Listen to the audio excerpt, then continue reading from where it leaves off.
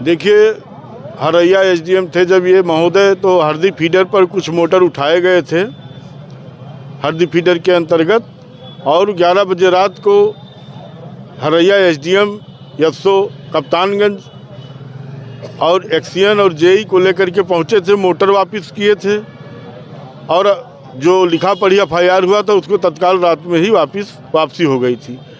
तो अब कुछ उम्मीद किसानों को जगी है जो यहाँ एसडीएम आए हैं। और लिखा पढ़ी में जो दिया गया, दुर्भाग्य है कि बिजली विभाग इतना भ्रष्ट विभाग हो गया बस्ती जनपद का, बिल्कुल वो अपने जो है बाज नहीं आ रहा है। अब इलाज किसानों को, इस जनपद के किसानों को जो है बिजली विभाग का इलाज तो करना ही पड़ेगा, क्योंकि जब जिले का एक आईएएस अधिकारी की बात बिजली विभाग ना मान रहा हो तो इसका मतलब अब किसान को स्वयं जो है उनका इलाज करना पड़ेगा आने वाले समय में। और कल से हम लोग धरना पर बैठे हैं। पूरा आश्वासन दिया जा रहा है कि आप लोगों की जो समस्याएं हैं, जो फर्जी तरीके से एफआईआर दर्ज कर दिया गया है कुछ किसानों को, और पैसा भी उनसे लिया गया है लगभग 26,000 रुपये।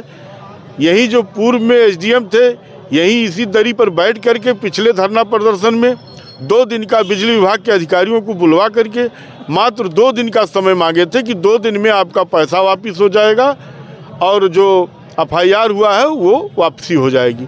लेकिन वो तो नहीं हुआ और किसानों को नोटिस जारी कर दिया गया एफआईआर के नाम पर।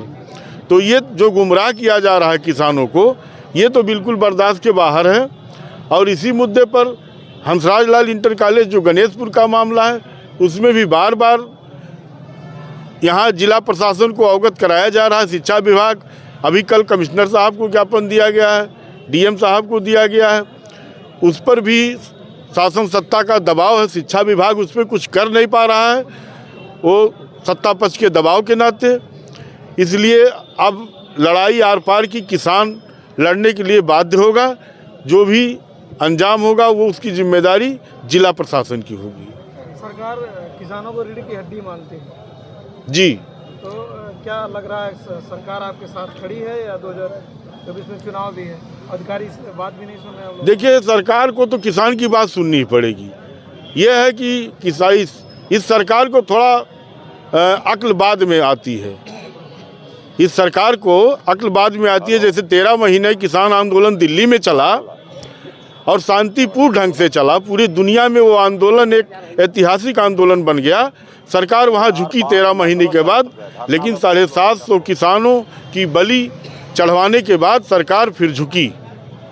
तो सरकार को तो झुकना पड़ेगा। और किसान आंदोलन ही एक रास्ता है जो शांतिपूर्ण तरीके से, लोकतांत्रिक तरीके से किसान आंदोलन करती है, और आंदोलन के तरीके से ही सरकार को झुकाया जा सकता है। क्या मांगे हैं?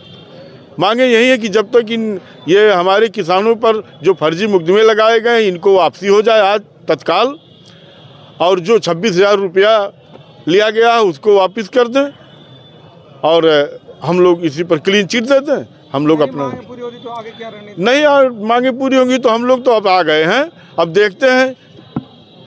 अब जब तक ये वापसी नहीं होगी तब तक हम लोग वापसी नहीं होंगे। एफआईआर वापसी हो, उसके बाद किसान वापसी होगा। त्रिवेणी चौधरी, जिला उपाध्यक्ष बस्ती।